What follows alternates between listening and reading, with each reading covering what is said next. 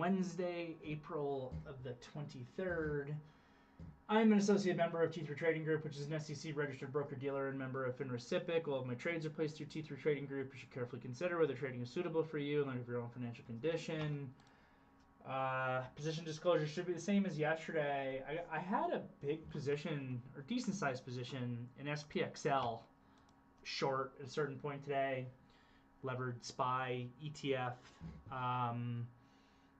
But it really got to my target intraday, which was 115.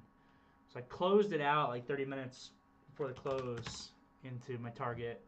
Potentially revisit it tomorrow. Otherwise, I was planning on swinging some. But anyway, let's jump on in here. I'm keeping an eye on this VKTX, which is supposed to be reporting earnings. So if anybody sees that hit and can let me know the numbers, I would appreciate it. I have a position in it into the report. SPYs here closed up big time, 1.65%, maybe a little bit less than that. Qs closed up, 2.25% or so. IWM up 1.5% or so. Really strong day today. Bonds are up 1%, but that's a nasty daily candle. We can look at it in a second. And the dollar ETF is positive by 0.5%. So there's your quick little market update just on the numbers. So the technicals, we had a huge gap up this morning, like a really big gap up. I don't remember what it was percentage-wise, like 2.5% or something like that, maybe in the SPYs. It was really big, and that started after the close yesterday. So we had a decent day yesterday. We recaptured 520 on a closing basis. We know technically that's really important and can give way to some degree of a further upside squeeze. And then we had the headlines hit after hours yesterday, where Trump seemed to soften a little bit on China with some of his language, which helps, but there's no substance behind it. And more importantly, Trump said, "I'm not going to fire Jerome Powell." So I think that was the big event that really pushed us up after hours yesterday. And the high of the day today is above 545 in the SPYs. 550 is a huge level they have to continue to pay attention to.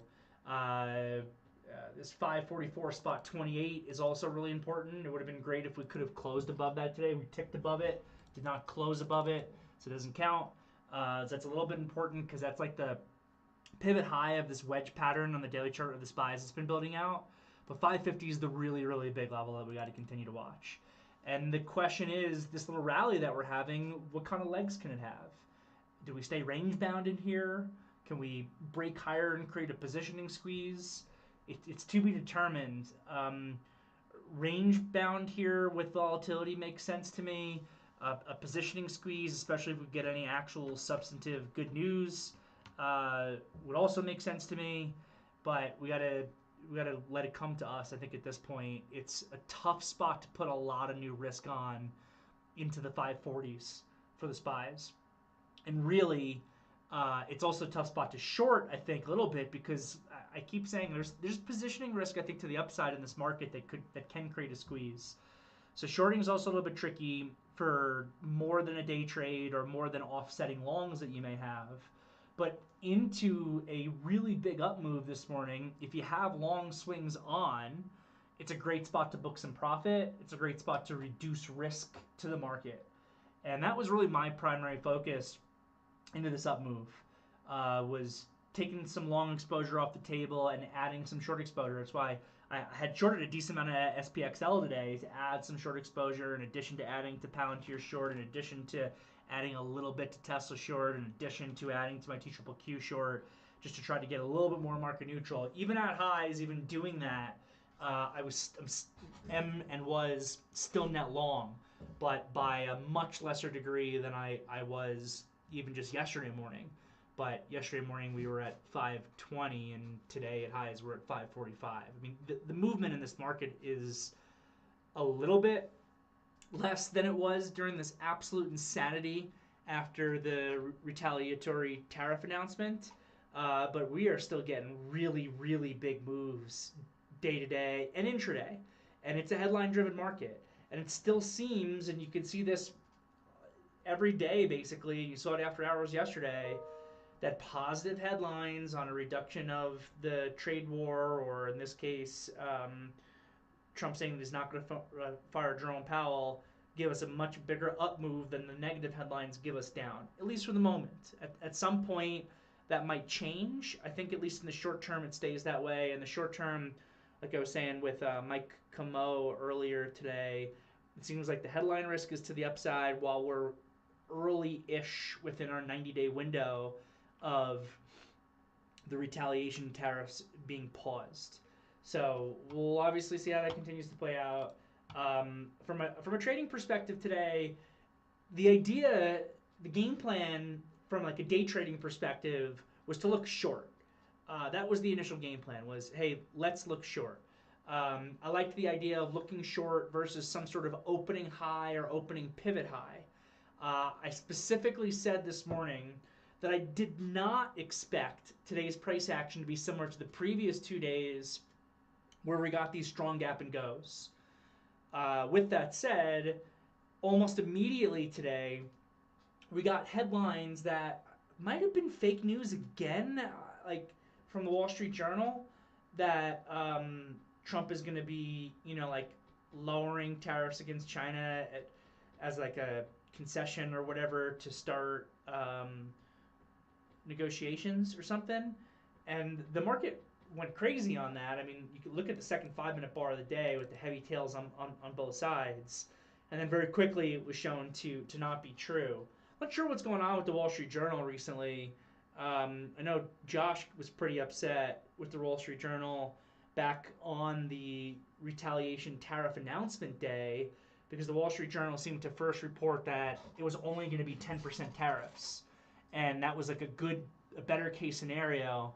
And if you guys remember, the market had a very, very short-term but large pop. Lasted for like a minute or two.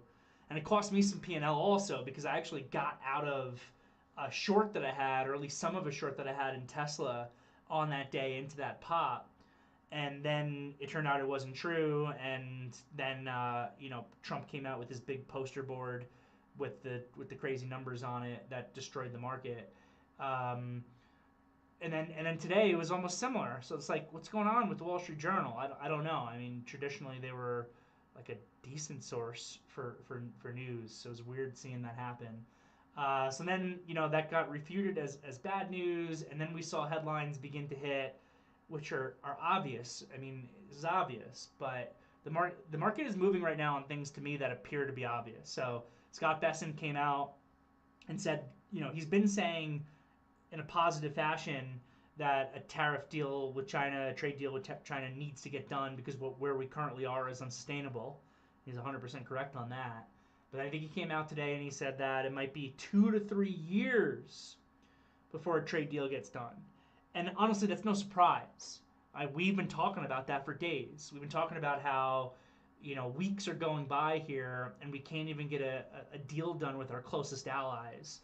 What's it gonna what's gonna be like when we're dealing with a country that's gonna act a little bit more adversarial in negotiations? We can't even get a deal done with Japan. They keep saying that we're close, but then we see headlines that they're a month or months away, and we keep seeing headlines that Japan doesn't even really know what the U.S. wants from these concessions, but also is not willing to just agree to every concession that the United States asks for. So, it's not good. And that just kind of, circles back, and we can go back to the small time frame in a second because I'm rambling on here.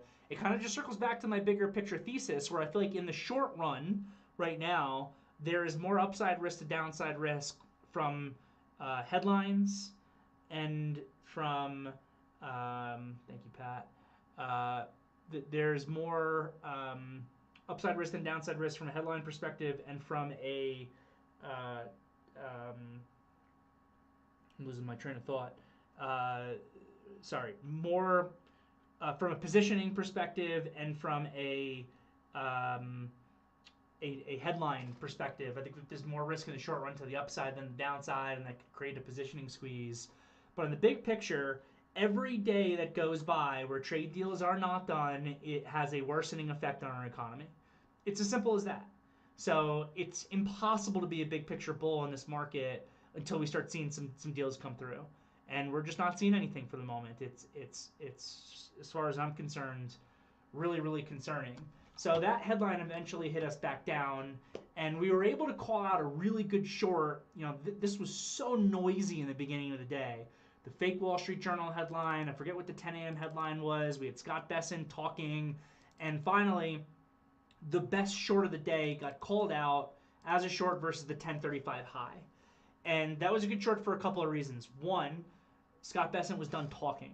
And there was some chatter, Josh had posted something, there was some chatter that, you know, maybe Scott Besson, and I thought this was pretty unlikely, might announce some sort of,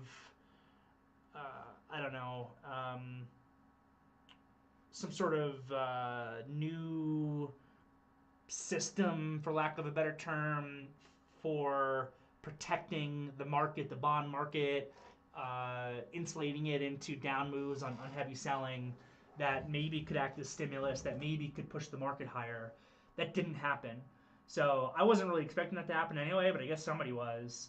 So we had a really extended market on the 15-minute time frame by 10:35. You can see where the 21 EMA is on the 5, which typically corresponds to the 8 EMA on the 15 roughly. So you can see just how extended we were on the 15 for that time of the day. And at the same time, we had a little bit of a doji, and Scott Besson was done talking and basically said nothing new. And that was the best probably trade call out of the day, to short at that point. And it worked out pretty well. We got some serious downside follow through. You know, I had remarked that it wouldn't be impossible for this market to even go flat or negative off that China headline of the 2 to 3 year thing. Though, again, I think that should be well known at this point. It just seems like we keep hitting the market with headlines that are the obvious, and it moves the market. But whatever, that happens sometimes. So we sold down really hard from that high. This is a big move. 545 spot 20 in the SPYs all the way down to 534. And that's a $11+ down move in the SPY off that high that we called out. That used to be like a week's worth of price action back a year ago. And then we kind of stabilized out for the rest of the day. So turn it over to the daily candle. At the end of the day here, we have a little bit of a doji with the SPYs. It's technically what they call an indecision candle. So I don't think it gives us a lot of clarity necessarily for the next step. Though probably more a win for the bulls than the bears. It would have been a win for the bears if they fully filled that gap all the way down, if we traded as high as we did and closed red. So we still have these levels to pay attention to on the upside. And honestly, we were very upside extended again at highs, which is crazy because 2 days ago we were just at extreme downside extension. At highs today we're at extreme upside extension compared to at least the 8 EMA. And we're having that weird situation where the 21 EMA is above the 8, but we're extended to the upside. That happens really rarely, but we've seen it happen, I think, twice in relatively recent history, maybe twice even this month. So at highs today, we were $16 extended to the upside from the 8 EMA. By the way, on lows on Monday, we were like $16 extended to the downside. That shows you how big this move has been.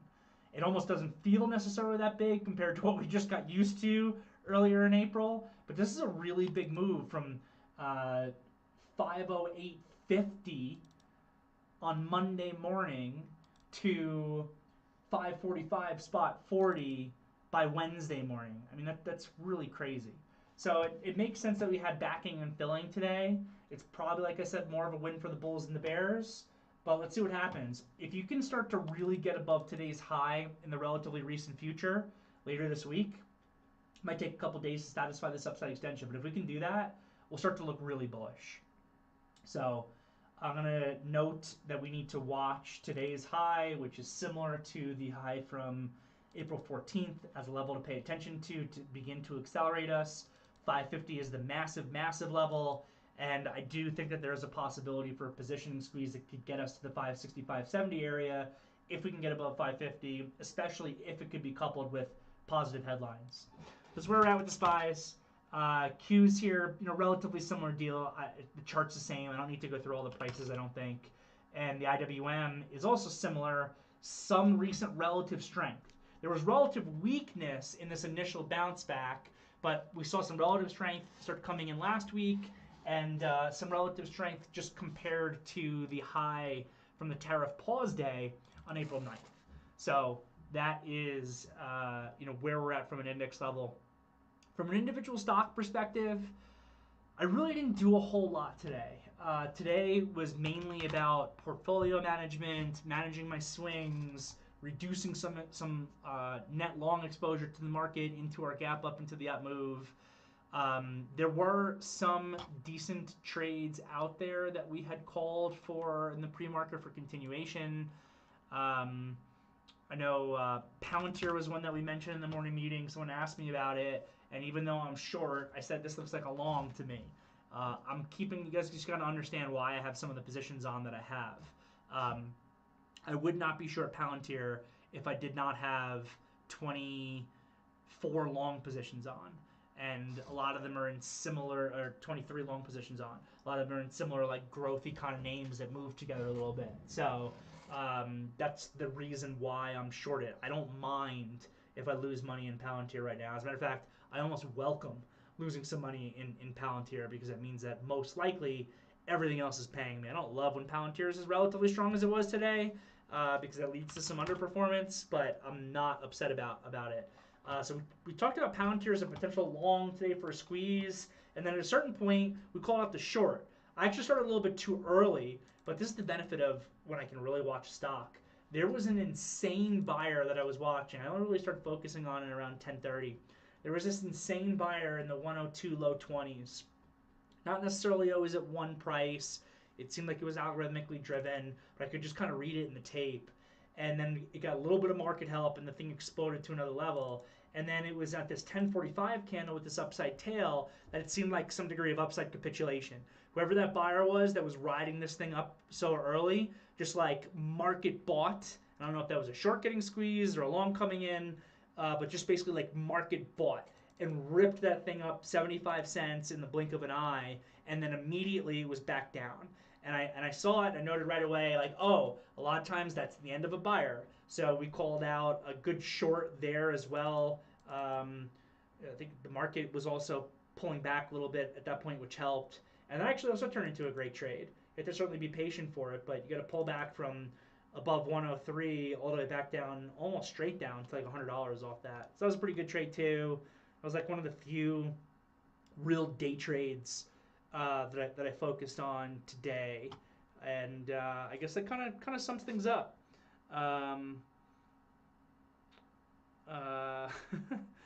So yeah, I guess that kind of sums things up.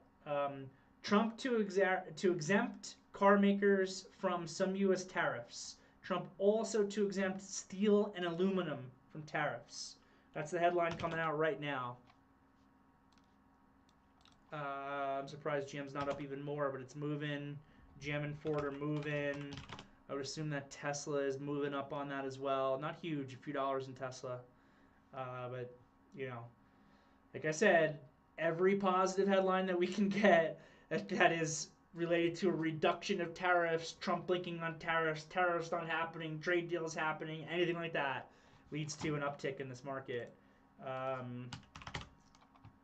What's the index doing right now? Anything? Little bit of an uptick. It helps. Even Google's not a car stock. Google just upticked, right? Everything upticks. Yeah, so that's all I got. I'm happy to answer any questions. So we got IBM out after hours.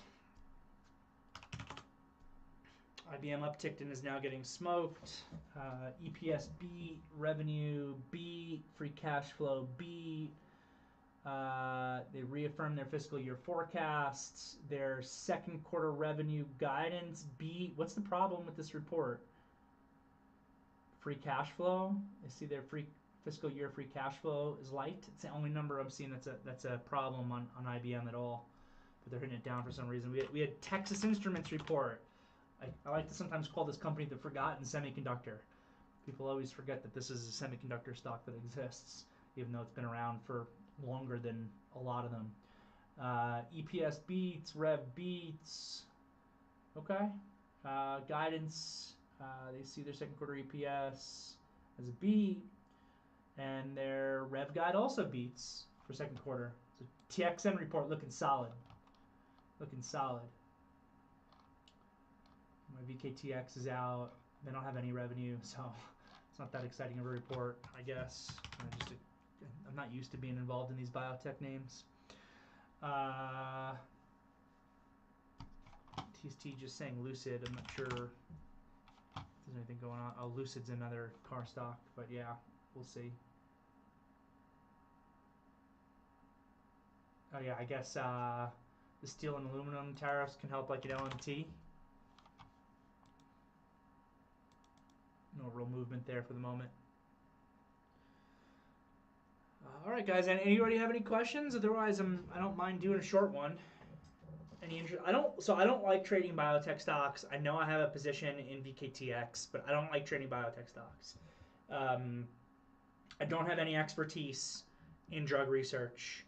I'm not willing to do the research to learn all the different drugs and drug trials and everything that's out there. I will trade XBI sometimes, or BIIB sometimes. No, not BIIB. What's the other? IBB. I will trade IBB or XBI sometimes, so I'll trade the ETFs, because the problem with biotech stocks is it's always the biotech stock that you see gapping down 95% on some sort of drug trial disaster, or gapping up 400% on some sort of drug trial success. And as much as I would love to wake up one morning and just have one of my stocks up 400%, I'm not willing to wake up one morning and have my stock gap down 94%. So I just avoid the sector. I'll trade the ETF specifically, because then you're getting rid of the individual stock risk. Though we have seen some big drug trial like misses and successes move the entirety of the XBI and IBB in the past. But it tends to be something I avoid. Your VKTX is a little bit of an exception for me. It's just a name that I have some interest in after it got super, super beaten up. You know, everyone loved this stock and everyone wanted to be involved in this stock, and I didn't really touch it. Maybe a couple day trades back when this thing was a $70, $80 company, and now down here at $20 to $30, investors are just like either totally out at this point because they've given up on it, or you've got the true believers. And I've spoken to a fund manager who's involved in the stock, who is a true believer, who are still involved in it. So for me, it's more like a sentiment play off of what the company is going on than it is me being brilliant about understanding drugs or anything like that. But it definitely carries enough risk on it that it makes me a little bit nervous, because I just don't like being in biotech stocks. But overall, I've traded it pretty well, so we'll see. But thanks for the question, Liam. I can take a look at your RX if you want. Yeah, chart looks okay. Chart looks okay above 6, but I don't know anything about the name. In the YouTube, we don't have too much going on today. God's Child said that he said that Trump said he never considered firing Powell. He said that he never considered it. Seems different from what he actually said over the weekend. But whatever. Helped us move higher. More importantly, I assume Trump saw that it did help the market move higher.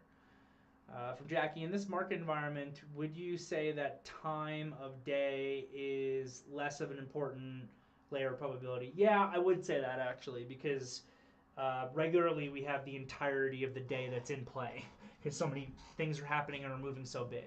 I'm not going to say it's nothing. You know, if you understand my probability class, one of those layers of probability that I talk about is time of day. I break it down into a few different sections.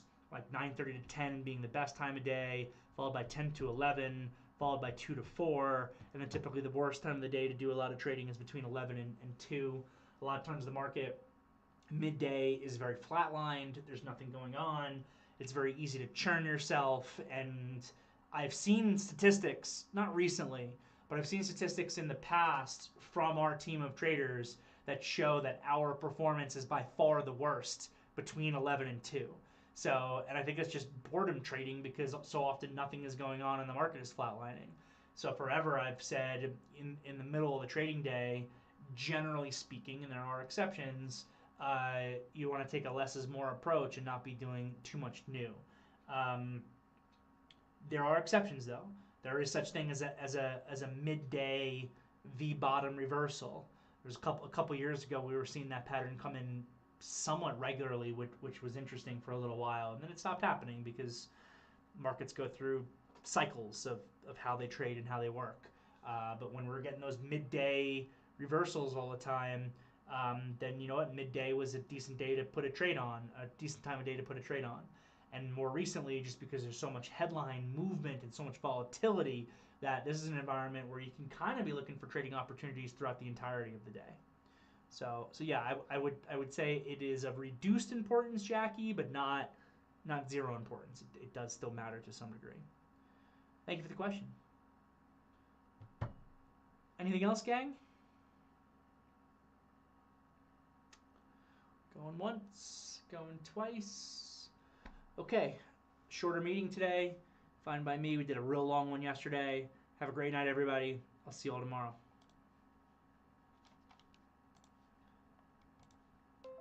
And if you're on YouTube, give me the thumbs up.